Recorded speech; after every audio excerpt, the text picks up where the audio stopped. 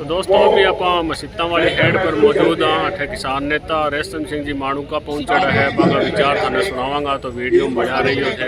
अभी अगर जी कह रहे थे कि हमने चाहे वापिस करवा दिए, वो वापिस नहीं हुए।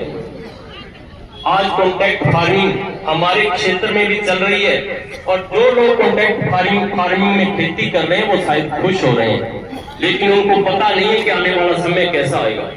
आज आलू की जो खेती हमारे कॉन्ट्रैक्ट फार्मिंग में हो रही है, पहले साल आप आलू लगाओगे तो 27,000 रुपए 26-27,000 रुपए बीघे का बीज उनसे लेना पड़ेगा। और अगली बार से एक चीज फिक्स हो जाएगी कि आधा बीज उनसे खरीदना पड़ेगा, तभी आपका कॉन्ट्रैक्ट रहेगा, नहीं तो कॉन्ट्रैक्ट नहीं रहेगा। और बीज वही होगा जो हम उनको आलू बेचेंगे, बीज वही होगा।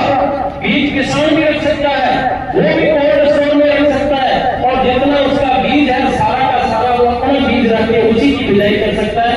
लेकिन उनकी शर्त तय हो जाती है कि आधा बीज हमारे से लेना होगा।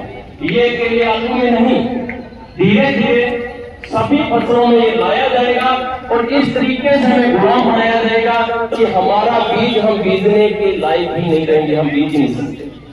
क्योंकि ऐसी व्यवस्था इस देश में लाकर छोड़ दी जाएगी कि आप हमारे से बीज लोगे तभी आपकी फसल खरीदी जाएगी, नहीं तो नहीं खरीदी जाएगी।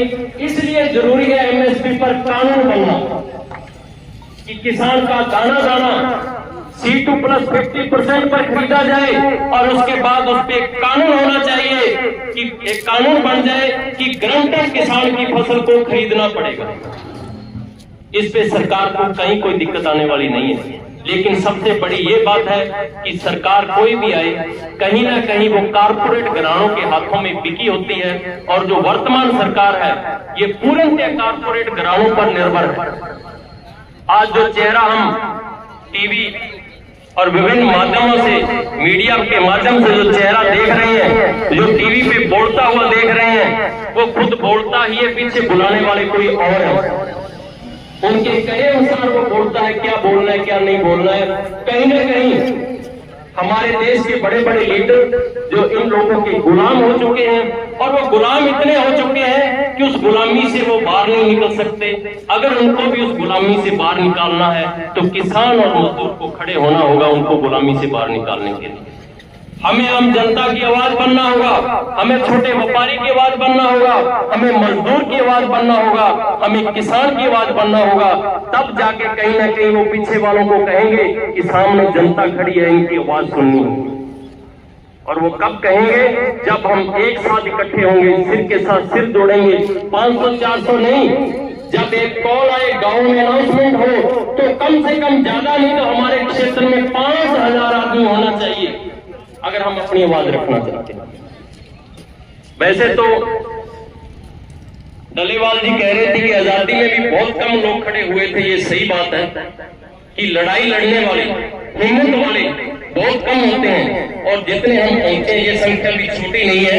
हिम्मत होनी चाहिए, लेकिन एक जरूरत है बहुत बड़े आंदोलन की इस देश को। पूरे देश में आंदोलन खड़ा होगा, और वो कहां से होगा? जैसे पंजाब से खड़ा हुआ है, पंजाब, हरियाणा और राजस्थान, 3 इस देश में स्टेट हैं जो आज आंदोलन को खड़ा कर सकते हैं।